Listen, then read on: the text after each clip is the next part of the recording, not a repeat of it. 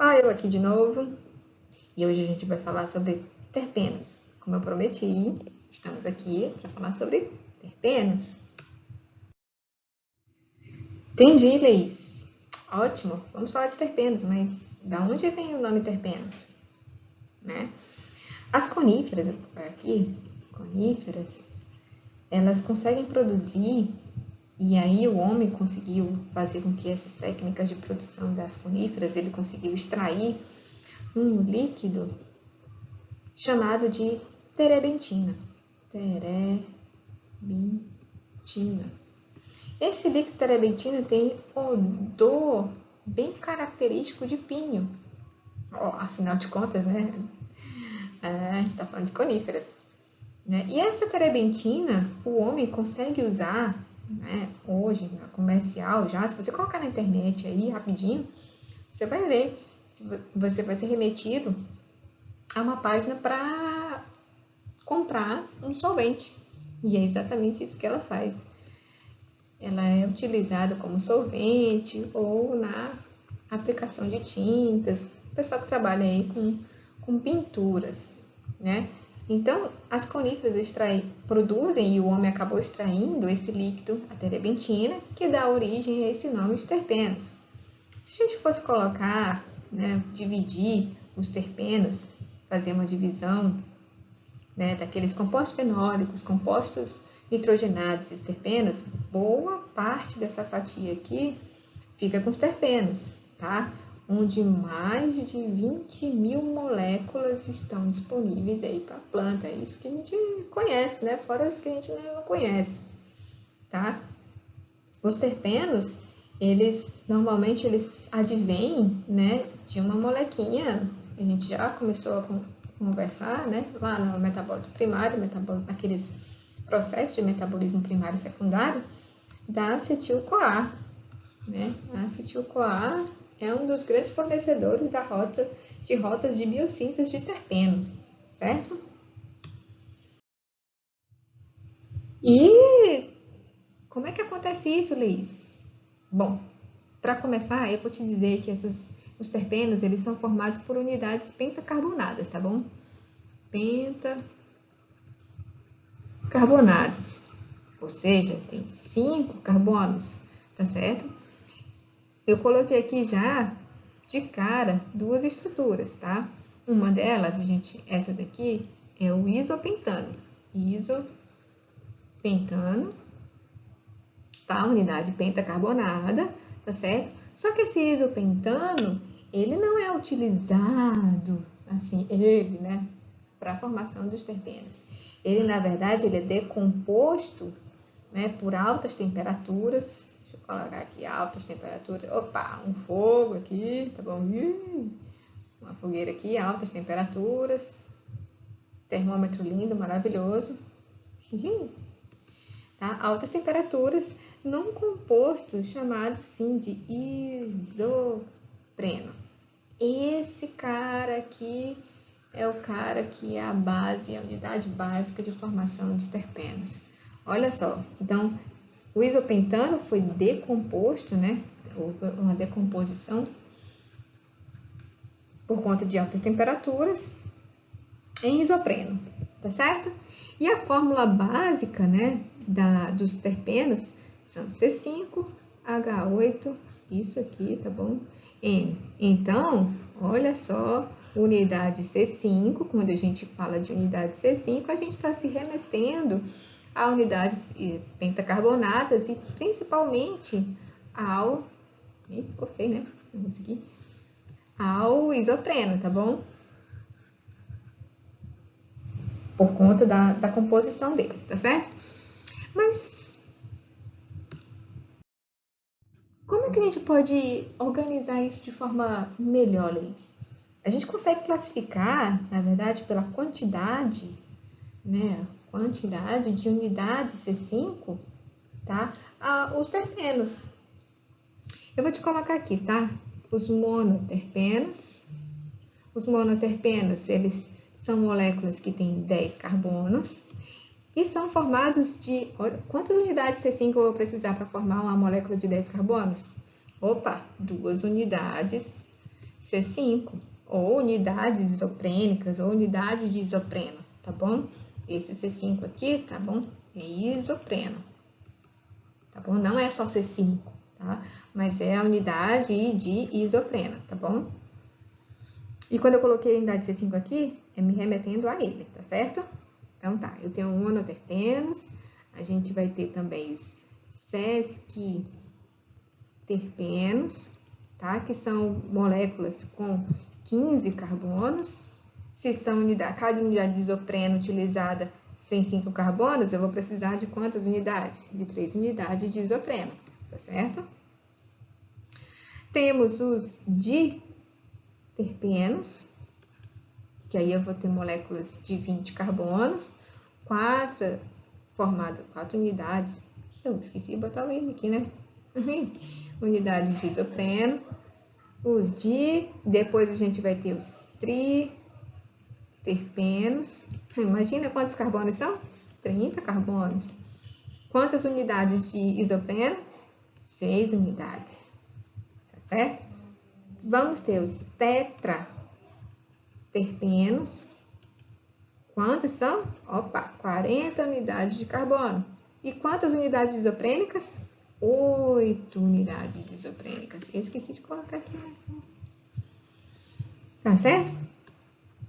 Mas a partir disso, a partir de 40, a gente não tem mais uma denominação assim tão específica, tá? A gente já chama eles de politerpenos. E aí eu vou ter, sim, aquela unidade básica, tá? C5N, e aqui eu vou ter mais de 8 unidades de isopreno. Tá bom? Combinado? Isso aqui ficou facinho, né? De ver a classificação baseada na quantidade de unidades isoprênicas, tá bom? E como é que ele é feito, Leís? Bom, basicamente a biossíntese ela é feita a partir de 2 rotas, tá bom? A primeira rota aqui é a do ácido mevalônico, tá aqui. E a segunda rota que depois eu vou mostrar para vocês que é a rota do MEP, ou a rota do metil eritriolfosfato, tá certo? Lembra que eu falei para você que os terpenos são formados basicamente são utilizados acetilcoenzima A? Olha aqui ele, que lindo! Só que aqui é o seguinte, aqui eu preciso de 3 acetil-CoA para formar o ácido mevalônico. Tá aqui o ácido, tá certo? Esse aqui é o ácido mevalônico. A gente tem um composto intermediário aqui, que é o 3-hidroximetilglutaril-CoA. Eu vou botar só o HMG-CoA, tá bom? Desse intermediário. E aí, esse ácido mevalônico, ele vai sofrer algumas interferências, tá? Principalmente ele vai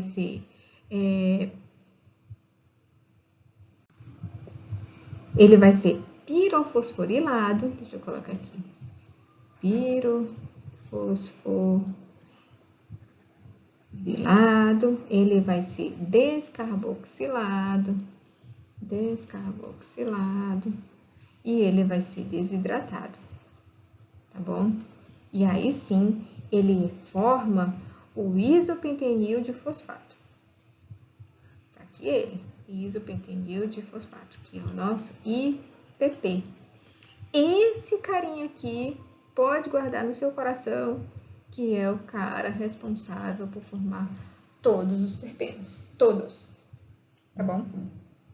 Só que aqui, para chegar nesse cara, ele utilizou acetil-CoA e para transformar 3 moléculas de acetil-CoA para formar ácido mevalônico, tá?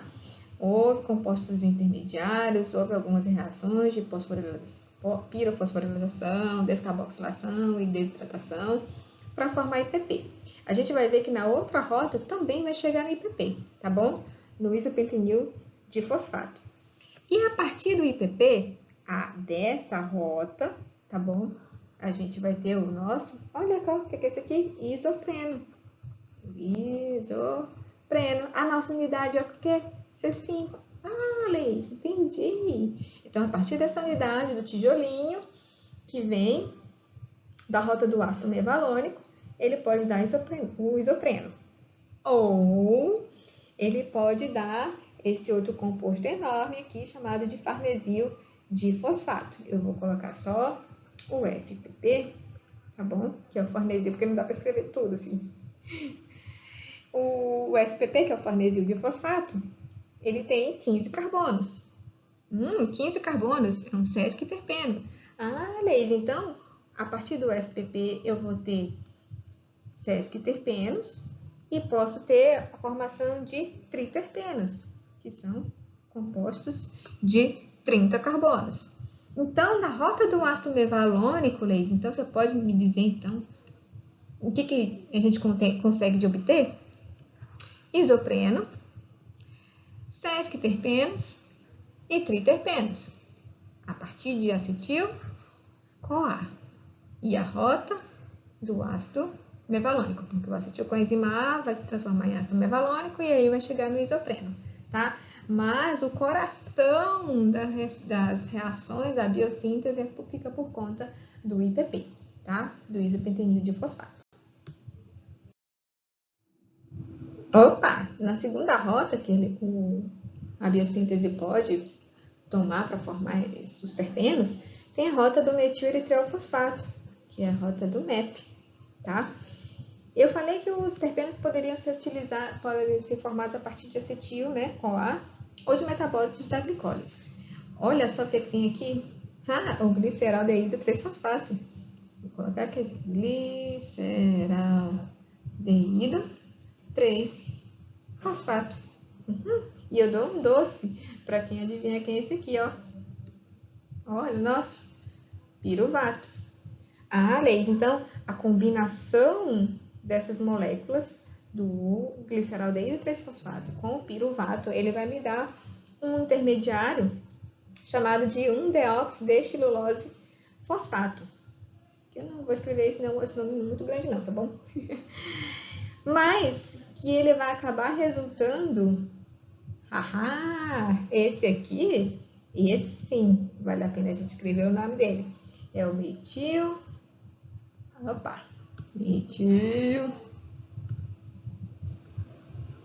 eritriol fosfato. Olha, o cara, o dono da rota, né? Aqui no meio é a rota. O metileritriol fosfato. Que essa rota, ele vai acabar gerando, né, IPP. Olha aqui, quem é? Lembra que eu botei o coração? O coração das rotas é o nosso IPP. O que é IPP? Isopentenil difosfato. E ele vai dar o quê? Então ele vai dar, já que o ácido mevalônico deu sesquiterpenos e triterpenos, aqui ele vai dar um composto chamado de geranil difosfato, tá? Geranil difosfato. E esse geranil difosfato, que é o GPP, ele consegue formar através de reações, tá? Depois a gente pode detalhar isso mais à frente, em outro vídeo. Pode gerar monoterpenos. Opa, deixa eu tirar esse mono aqui e colocar mesmo a quantidade de carbonos, porque eu coloquei no outro slide para a quantidade de carbonos, né? Monoterpenos, diterpenos e os tetraterpenos. Leis, então quer dizer que as rotas elas vão gerar compostos diferentes, apesar de partirem do mesmo IPP? Exato. Tá? No caso desse, o IPP ele consegue fazer com que haja a formação de mono, di e tetraterpenos, tá bom? Ficou facinho agora, né? As rotas. É linda. Então, a função dos terpenos, a gente já entra aqui, basicamente a gente pode dividi-las em duas categorias, tá? Alguns autores, eles até comentam falando de de funções no crescimento e desenvolvimento de forma direta, tá? Como? Né? Principalmente com a ação de alguns hormônios, tá? Aqui eu tenho as giberelinas, tá? Essas giberelinas, elas atuam justamente no crescimento da planta, tá? E muitos autores até consideram já como um metabólito primário, tá? Já que ela acaba atuando isso de forma direta, tá certo? Mas os terpenos, eles acabam podendo dar origem a esteróis, tá? Que também, esteróis, e aí também entra essa classificação de colocar eles como metabólitos primários por conta que eles acabam fazendo uma composição na membrana celular, tá? Na membrana celular do vegetal, esses esteróis acabam fazendo uma composição dessa membrana, tá? E aí, por conta, isso que essa seta aqui não é das giberelinas não, tá? É das funções, tá bom? Também tá de forma direta. Então, eles podem ser hormônios que atuam diretamente no crescimento, esteróis que fazem a composição da membrana celular, tá certo? E nós temos um outro terpeno, que são os carotenoides, que eles também funcionam como pigmentos lá, aqueles pigmentos acessórios, lembram? Que são pigmentos fotossintetizantes,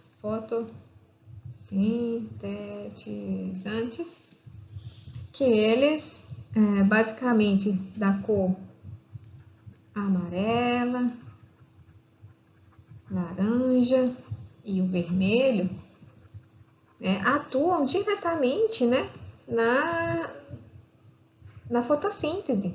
Então, a fotossíntese também está lá diretamente ligada ao desenvolvimento da planta, certo? E tem mais uma coisa. Lembra da molécula de clorofila? Deixa eu colocar aqui. É basicamente assim, e tinha uma cadeia. Essa parte da molécula de clorofila, que a gente chama de fitol, ele também é um terpeno, ele é um derivado do terpeno, tá bom? E eles ajudam na ancoragem de algumas moléculas na membrana celular, tá? Então, na ancoragem de moléculas para o desenvolvimento da planta, tá certo? Então, como função de crescimento e desenvolvimento, a gente vai ter giberelinas, né, que é um hormônio de crescimento, esteróides, que compõem a membrana vegetal, os carotenoides, que são pigmentos fotossintetizantes, principalmente a amarelo, o laranja e o vermelho, tá? E o fitol, que atuam com a ancoragem de algumas moléculas na membrana celular também. E a função principal mesmo dos terpenos, ela está realmente relacionada à defesa vegetal, tá? Principalmente contra herbívoros, tá? Insetos, né? Seja ele agindo como inibidor de forrageio, ou seja, de comida, né, de alimentação, forrageio, ou como repelente, tá? Muitos piretroides naturais que vêm desses terpenos, eles agem como inseticidas, né? Inseticidas. E por conta desses piretroides, eles terem uma alta toxicidade para os insetos, né? E uma baixa toxicidade para mamíferos, fazem deles uns queridinhos, né? Para utilizar como inseticida, né? As coníferas, elas utilizam bastante esses terpenos, né? Para justamente inibir a formação a perturbação, né? Desses insetos frente a esse vegetal. Nós temos, né? A composição dos óleos essenciais. Deixa eu apagar aqui e botar de preto, tá? Dos óleos essenciais, muito utilizado no cosmético, o pessoal da farmácia utiliza muito como na cosmetologia, já tem uma linha já de terapia relacionada a aromas, utilizando, né, os óleos essenciais, com alguns estudos.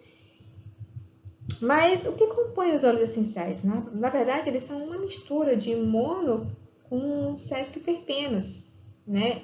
Essa mistura de monoterpenos e sesquiterpenos que fazem a composição básica dos óleos essenciais é o que confere mesmo o aroma característico às folhas, né? Aqui eu coloquei um terpeno, um monoterpeno, que é o limoneno, e aqui eu coloquei o mentol, também monoterpenos.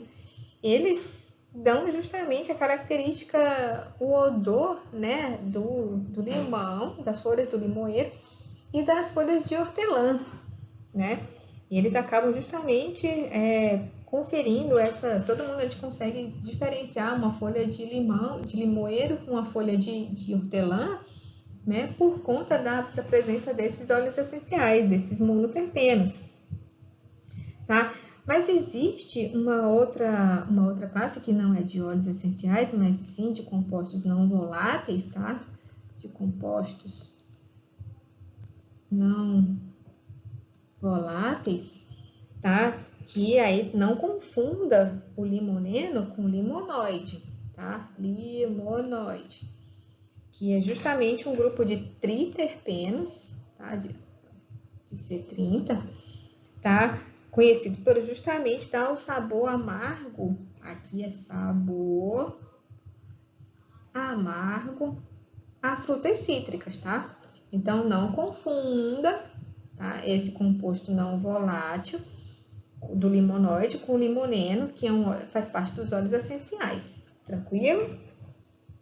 Existe também um outro limonoide muito conhecido, né? Que o pessoal já acabou cultivando aqui, apesar de não ser brasileiro, mas sim da África, é o nim, né? É uma planta africana, né? Onde a gente obtém um limonoide chamado azadiractina, né? Muito também utilizado como inseticida, tá certo? Inseticida, tá certo? Tá bom? Talvez a estratégia mais fantástica que as plantas consigam fazer é justamente essa, utilizar fitoquidizonas. Fitoquidizonas, na verdade, são terpenos que são um grupo de esteroides vegetais, né? São esteroides vegetais que eles acabam mimetizando o hormônio da muda, da ecdise, tá? Dos insetos. O que acontece? Quando o inseto cresce, ele acaba justamente mudando a carapaça dele, o exoesqueleto, tá? Quando ele muda isso, ele obviamente acaba ficando um pouco mais frágil, né? E aí utiliza-se realmente desse hormônio para crescer e maturar o seu exoesqueleto depois, né? Ele fica molinho, depois ele endurece. Tá? E aí, as plantas conseguem mimetizar esse hormônio do inseto através dessas fitoquidizonas, né? E estimulam mesmo a muda desses insetos. E aí acaba realmente interferindo em outros processos de desenvolvimento. E muitas vezes ele chega a ser letal. Então, eles utilizam-se mesmo dessas fitoquidizonas para matar os insetos, né? Uma estratégia muito, muito massa. Um outro grupo de terpenos que é bastante utilizado e estudado na farmacognosia, tá? São as saponinas, que eles são esteroides, tá? E triterpenos, glicosídeos, tá? Que é justamente por conta dessa parte ser lipofílica, e essa outra parte ser justamente hidrofílica, ela em presença de água vai formar espumas. E aí confere justamente a característica de ser detergente. E a toxicidade dela, deixa eu colocar aqui em outra cor, a toxicidade dela, por isso que ela é utilizada como defesa, né, pela planta, pelos vegetais, a toxicidade dela fica garantida pela alteração da absorção do trato gastrointestinal, do sistema digestório do organismo. Então, quando as saponinas fazem essa alteração, elas acabam se tornando tóxicas para aquele indivíduo que fez o uso, a ingestão dessas saponinas, tá certo? E para terminar, como última etapa dos terpenos, a gente tem os cardenolídeos. Os cardenolídeos, na verdade, eles são glicosídeos, tá? Deixa eu colocar aqui. São glicosídeos que apresentam mais o gosto amargo, né? Nas plantas. Elas conferem um sabor amargo à folha, enfim, é uma característica dos cardenolídeos. E tem uma coisa muito peculiar a esses cardenolídeos, né? Que eles são extremamente tóxicos para os mamíferos superiores. Para quem? Para mamíferos. Opa, superiores, tá? Superiores. O que ele faz, Leis, com esses mamíferos superiores? Basicamente com os animais superiores, né? Eles apresentam efeitos muito fortes, né? Principalmente em relação à musculatura cardíaca, tá? A musculatura cardíaca, ela acaba sendo influenciada justamente na bomba de sódio e potássio, ATPases, que acabam influenciando o ritmo cardíaco principalmente nos humanos, tá? Em humanos, né? E aí entra uma característica dos cardenolídeos, que talvez o mais famoso dele seja a digoxina, né? Que é utilizado até hoje em tratamentos de arritmias, insuficiência cardíaca, tá? A digoxina, tá?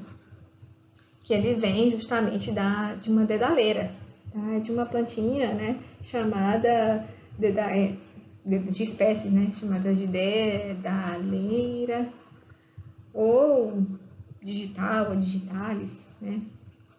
Digitalis, tá? E essa digoxina, ela é utilizada realmente como tratamento, né? Tratamento do insuficiência cardíaca ou arritmias leves, tá? E aí utiliza-se muito realmente esses cardenolídeos. Existe já medicamentos mais seguros, né? Por conta dessa digoxina, não é que ela não seja segura, mas é porque a dose letal dela é muito próxima à dose tóxica, à dose terapêutica. Então, se eu tenho uma dose letal muito próxima à dose terapêutica, a gente tem uma margem de segurança muito baixa, né? Então, gente, era isso sobre terpenos, tá bom? Na próxima vez a gente fala um pouco mais sobre compostos fenólicos.